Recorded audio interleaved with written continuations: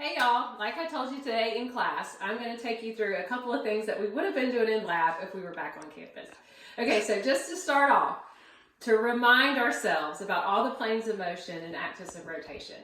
Anytime you do flexion, so this is elbow flexion, shoulder flexion, hip flexion, knee flexion, and extension, so both motions, flexion and extension, that's in the sagittal plane. Okay, through a medial and lateral axis, or some people call that the frontal axis. So if we were to do abduction and adduction, we are now in the frontal or coronal plane around an anterior posterior axis or the sagittal axis, however you want to say it. And then if you've got rotation, either trunk rotation, neck rotation, internal external rotation of the shoulder or the hip, then that is a transverse axis with a transverse plane with a vertical or longitudinal axis. So Lois Ann, if you remember from our case study today, Lois Ann was a 65-year-old lady who was a little bit overweight and she had some issues with arthritis. And she went to physical therapy. She had conservative treatment, which basically means she went to therapy first before they went and did a total knee arthroplasty, which is a total knee replacement. And they gave her some exercises. So let's fast forward. She did therapy. It didn't work out great. She had the surgery, and now she's coming to rehab. And the case study talks about a couple of exercises that she did. So the first one I'm going to show you is she did bridging. So what the physical therapist had her do was laying down, and in a closed chain position with both of her feet flat on the floor, they asked her to push her hips up.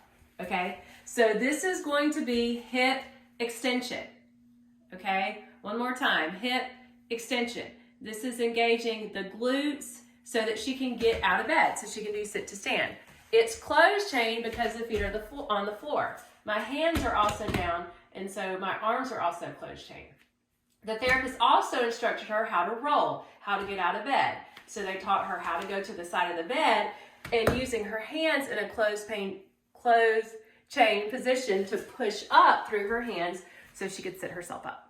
Okay, progress a little bit, and the therapist had her do some step-ups. Okay, so again, here is a step-up, and this is about maybe 6 or 8 inches. They started her on 4 inches, and then they progressed up to 6. Okay, so why would this help? Well, when you go up and down stairs, you have to engage your quadriceps and your glutes.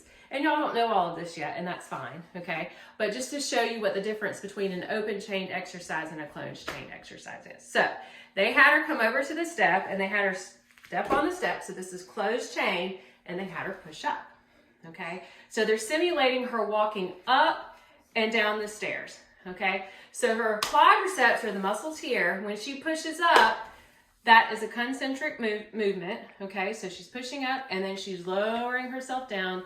That's an eccentric movement. And don't worry about that. We're going to get to that, okay? But that is the closed chain step up. So that was a functional activity that was going to help her get up and down stairs. The other thing that they had her do, which was open chain, is they had her do hip abduction. So they had her lie down on her side, okay? And they had her lift her leg up, okay? So now you're not necessarily working the glutes anymore. You're working the abductors of the hip. But it's open chain because my foot is open and it's not on the floor. So hopefully that helped a little bit, guys. Hope you all have a great night.